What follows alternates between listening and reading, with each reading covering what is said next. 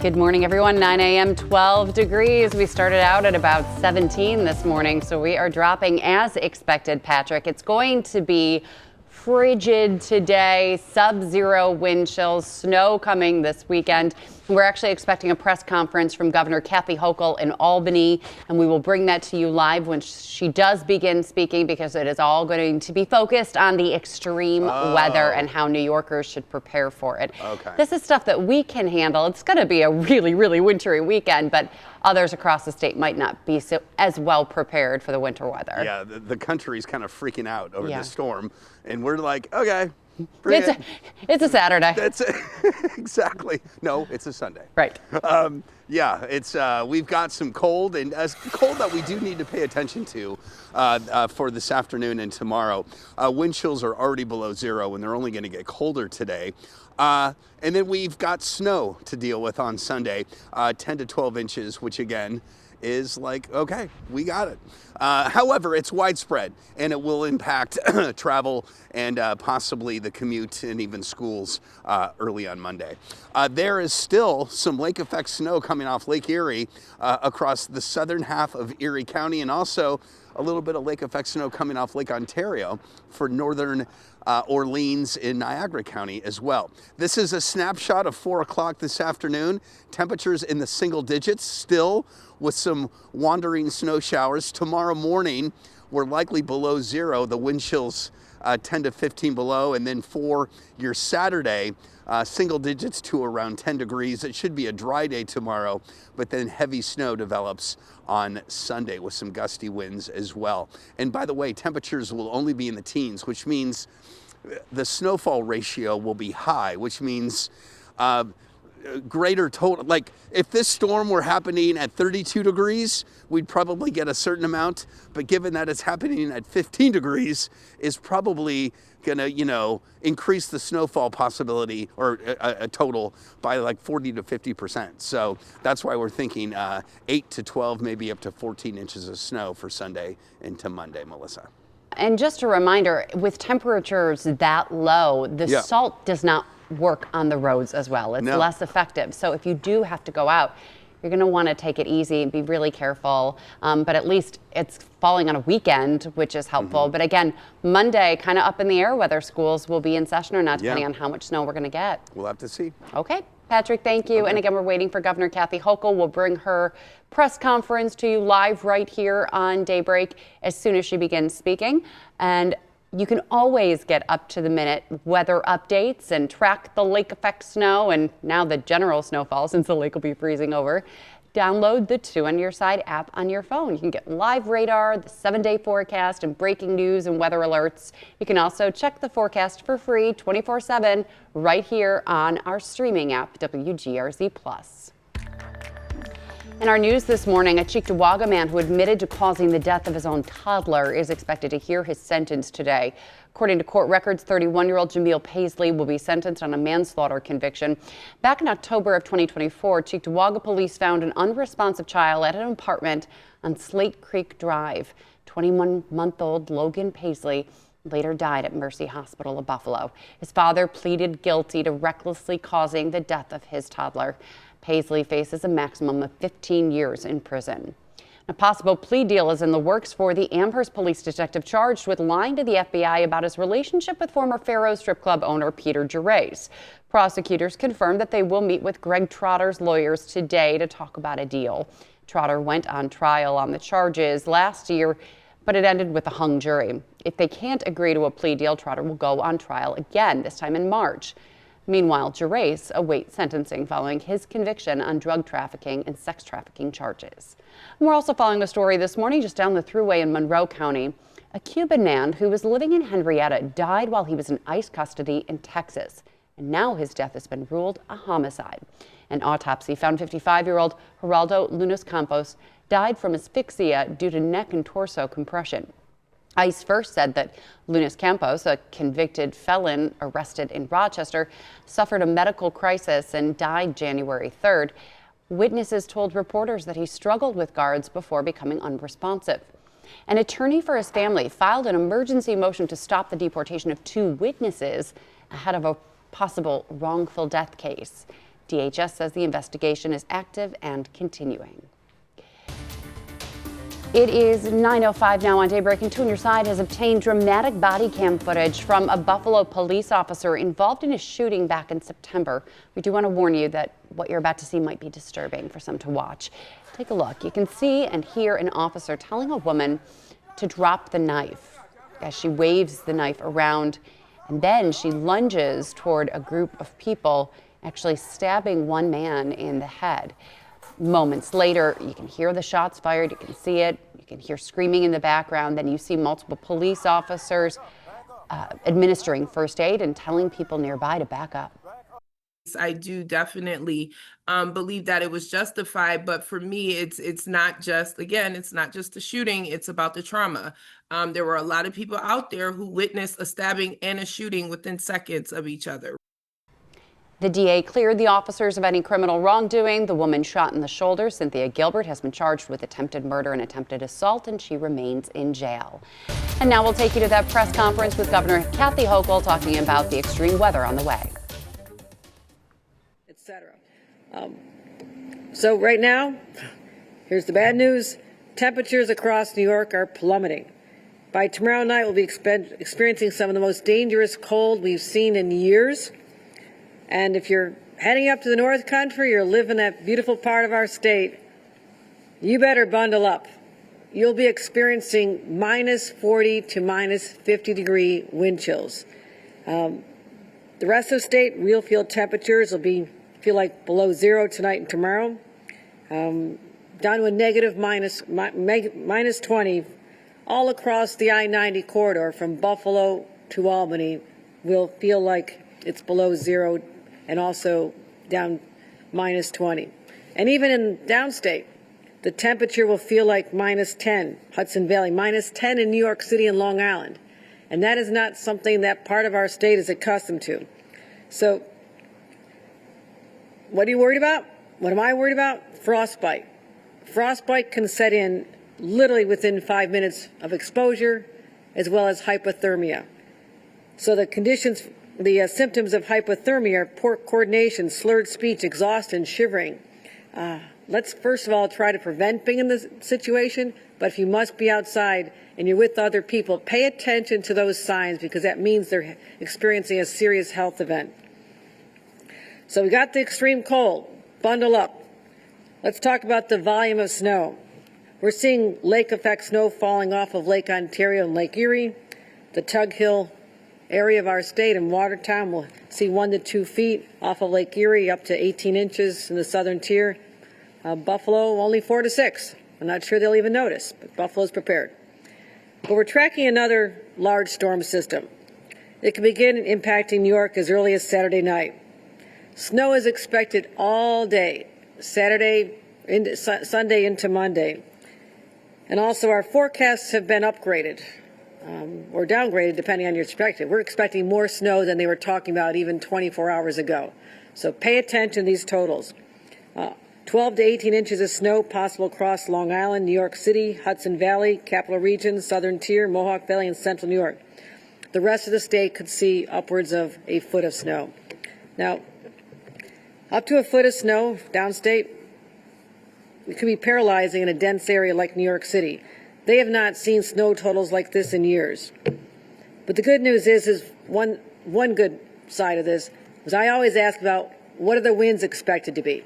Because if you have the combination of snow that is falling, but also high winds or hurricane force winds, as we've seen in many of our blizzards, that creates a condition of extreme whiteouts.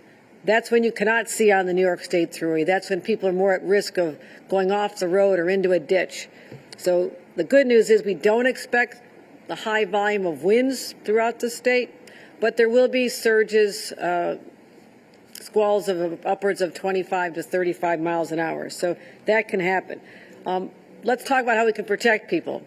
I've authorized all state employees to work remotely on Monday. I encourage other employers to do the same, just to keep people off the roads.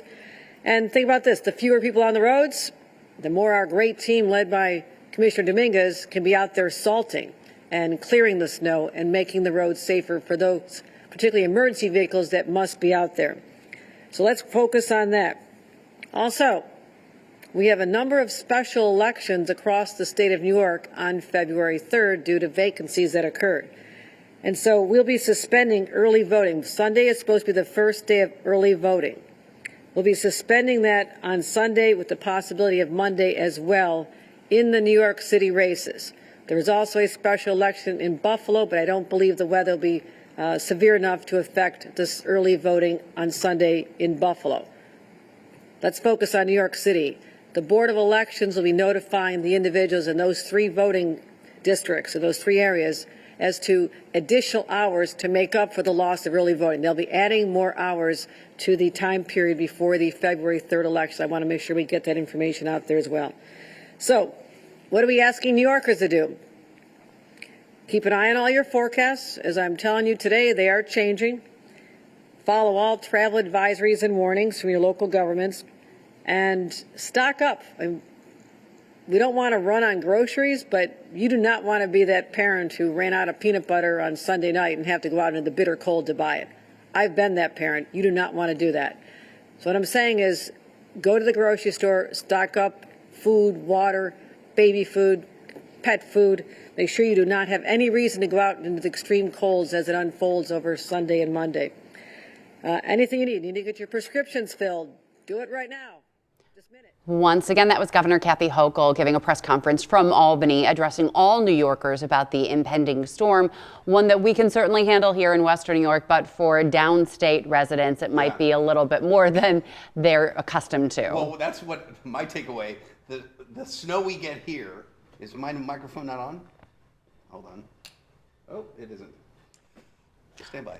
Would you like me to talk? I had a very I know. I'm really interested in what you were about to say. I was going to say the snowfall in New York City and here will be similar. But she said we're going to cancel, these elections. But Buffalo, early voting. Early voting. But Buffalo, you're fine. Right. You're early voting for the special election for February 3rd will continue on, as she said, here in Western New York. It's supposed to start on Sunday and go into Monday and throughout the week. So yes, early voting will still be happening here. It's downstate that it's been canceled in New York City. She did say that she's encouraging state workers to stay home and work remotely on Monday. That is inclusive of here in Western New York. So any state employee can work from home virtually on Monday. We're still waiting to find out, and we really won't know until Sunday night or Monday morning if schools will be canceled, depending on the amount of snowfall that we are going to be getting. But again, today it's the cold here. Tomorrow it is the cold, but the snow will start on Sunday and go into Sunday night and Monday. Patrick. Right, I think that decision for schools will be made far sooner because the forecast has changed, but it has stopped changing. Okay, so it's going to happen. So my point is, why would they wait until Sunday night or Monday morning to cancel school when they know now what's going to happen? That's just. So you want them to cancel school for Monday? I'm not. Or Saturday? Make a decision. I'm not saying cancel school. Make a decision whether to or not to earlier. Is that what? Follow me? Yeah. My point is. 2 days early? No, we're going to get 8 to 12 inches. I'm so confused. Okay. The governor said the forecast has changed. That is true. The change has stopped, meaning we know what's coming Sunday and Monday. I would say around here, 8 to 12, maybe up to 14 inches of snow. So if you know that, why wait until Sunday night or Monday morning to cancel school? Make the decision earlier, whether to or not to, just so we know. Does that make sense? I'm just saying, why do we have to wait until, if we know what's going to happen? I could never see them saying on Saturday, we're canceling school for Monday because of 8 to 12 inches of snow. But they did during the blizzard. Not to compare this to the blizzard. Blizzard. I know. My point, I'm not saying they should cancel school. I'm saying they should make the decision on whether or not to earlier. What happened to the good old days when we would sit around and listen to the radio and listen in alphabetical order to find out whether our school was closed? Like 45 minutes before we had to go to school. Now we're finding out 14, 18, 20 hours in advance if they're canceling school. It's not fun anymore for the kids to wait for a snow day. I know. And I don't know, 8 to 12 inches of snow in the city could result in school closures for the city of Buffalo, but 8 to 12 inches in Hamburg might not be anything. I have no idea what it's going to look like and how is the snow removal going to be. But they canceled school last week for 4 to 6. That one I don't understand. Yeah. I don't. But again, I'm not. Was it more of a cold / snow? No, it was kind of. Was it a visibility because of the wind blowing? At the end of the day, it was probably the right call. It just didn't seem like a typical snow closure type weather. I'm not saying that they should close schools. I'm just saying make the decision now because the forecast between now and then is not going to change. How does that not compute? Okay. We'll talk about it later. Okay. I don't know. I don't know why I need to know on Friday if my kid's school is closed on Monday. Okay. I'm just saying, why wait? Why just make the call now? Anyway, okay. We'll be back after this.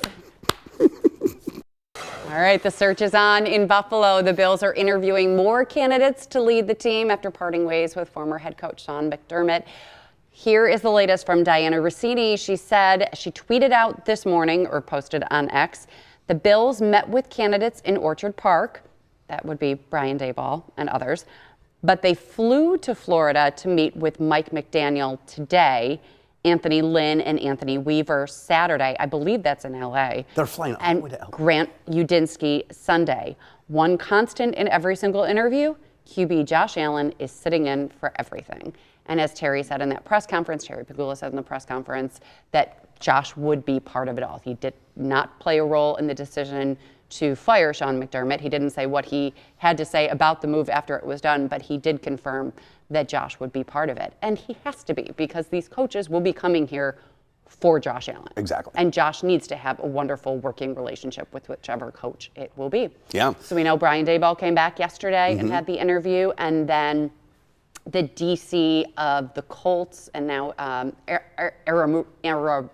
Amaruno. Yeah. Anarumo.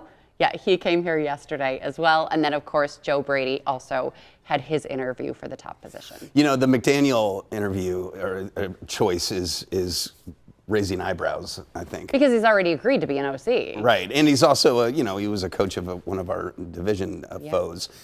I will never forget the press conference he gave 2 years ago, I think it was, where he talked about his relationship with Tua, his quarterback. And it was so powerful and emotional. And he talked about, even though Tua didn't end up working out, it was just the way he spoke about him and trying to instill confidence. And it left Peter Schrager and others in the press conference room, Peter Schrager with ESPN, almost in tears because the connection that McDaniel made with Tua and his teammates was incredible. And again, that's just a press conference. However, Tua was an amazing quarterback, and Mike McDaniel couldn't create a winning team. Couldn't tap it, yeah. So how can you get rid of Sean McDermott for the same thing and then bring in a guy like Mike McDaniel? Yeah, now, good point. I wouldn't be sad if he became our OC, though. If Joe Brady was going to go somewhere else, I think he would make a great offensive coordinator. But in my opinion, is he the right head coach to be leading this team? Given, I feel like the Bills also have to consider, I don't know, maybe they do, maybe they don't. I kind of want them to really shoot sky high for a head coach because of the disdain of Bills Mafia right now, and some players as well who weren't happy with that decision. Like, you can't fire a great coach and then hire someone who's not as great. The Bills had a terrible 48 hours. Yeah. They had a terrible 48 hours. The coaching hire can make that all go away. Right. If it's the right one, if it's a good one, and the process by which they found the coach is a good one, that bad 48 hours, that press conference, we move on. And having Josh Allen come out and say, I'm really confident with this hire. I'm really excited for the future of the team. And you can hear that from Josh. I don't think anyone wants to hear it from Terry or Brandon right now. Right. But to hear Josh come out and say, this is going to be a great leader for our team. I'm 100% behind him. I think that will help everybody move forward and try to erase the past. So maybe it's hard for Josh because his wife was just like nominated for an Oscar. So maybe he's kind of distracted. Yeah, in March he's going to be a little busy. The Sinners is the most nominated movie ever for the Academy Awards with 16. I think previously it was Titanic that was 14. Something Else also had 14. She was not nominated. Haley Steinfeld, of course. Oh, she wasn't, but her she movie was not was. nominated Okay. for Best Supporting Actress, which some Okay. thought that she would. But she will be, if we don't know a due date, but I would suspect it would be around March or April. Right. So will she be on the red carpet with Josh on her side or not? We'll find out, but that's in early March. Did you see Sinners? I didn't, because you told me not to see it. A lot of people love it, and I usually yeah, like the Academy. Yeah, the people that matter. I didn't get it. I just That's didn't what get happens it. though with some of these Oscar-nominated movies. Yes. Like such critical acclaim, the most nominated movie ever, and it just, we don't appreciate it as much as we should because sometimes it's a little too highbrow for us. Right, and sometimes it's those movies that go way above us. Yeah. That's why they're nominated, because simpletons like me can't figure it out. But this one, the acting was amazing. The storyline just stuff. didn't. Was the it whole complicated or was it just like silly? Everything's complicated for me. But I couldn't wait for the next line. I'm sorry to interrupt. Don't you feel like you should go back and rewatch it now? Yes, Now that you know. 100%. And I tend to do that. Like on weekends like this where it's so cold and snowy and you just want to stay inside, I'll go through and see what was nominated and see if I can watch it and stream it from my couch because I feel like I want to be part of it. There was another movie, what's his name, by Kid Peele. It was called Nope. Do you remember that movie? No. And Nope. was it No or Nope? And it was directed by the Kid and Peele, the comedy duo, Jordan Peele. Yes, and it got all this acclaim, and I didn't get it. It just went right over. That's just another example of a movie that got huge acclaim, went on to do great things, and I missed it. So that can happen. Okay. But Speed was awesome. Great. We'll be right back after this. Welcome back. It's 9:26. We want to talk about an interview that a lot of people are talking about across the country. Bills wide receiver Brandon Cooks sat down this time yesterday with the crew on Good Morning Football, and he talked about that controversial interception last Saturday against the Broncos. Listen. At the end of the day, it was a catch. Not just what it looked like you said, but what it felt like. You see examples throughout the league all year in previous years, and you're like, wait a minute, that was a catch. There's no brainer that this was the catch. Poor guy. He also said that he felt like, he was responsible, and he felt really bad for Josh also. He also talked about the other wide receiver, Keon Coleman, kind of getting thrown under the bus by Terry Pagula. And he said that Keon is just misunderstood, was his words, and that he wants to be a mentor for Keon, who is having some issues on the field, lots of issues off the field with not being mature, as what Brandon and Terry were saying. If Keon decides to stay here, I mean, that's the big question. After everything that was said about him, does he even want to play for this team? I like Keon. I think he's got a great future, but I think the coach or our owner the guy didn't show up to meetings. How hard is it to show up to a meeting on time? Right. I'm sorry. We're not talking about 6 a.m. meetings. If the meeting is at 8 and you have to be at the stadium anyway at 7, how hard is that? So, I don't know if I really had a problem with what the coach, what Terry was saying. Well, it was about that Brandon didn't want him. And that it was the coaches who wanted him. And so now imagine the pressure that he's going to feel. Because they passed over on Xavier. Were the other receivers to get Coleman? And I think there's still a debate to choose the right one. And then finally, Brandon Cooks also talked about the firing of Sean McDermott and said he found out about it when everyone else did through social media. That's not the way. No. Here's what he had to say about his thoughts about McDermott. My reaction was wow. I mean, you talk about a great coach. You talk about a guy that he's been doing it at a high level for a long time, right? I think I know a little bit about some great coaches. I've been fortunate enough to play for some, and I put him in that category. The way he's a leader of men, the way that he approaches this game, what he's meant to me ever since I walked through that locker room.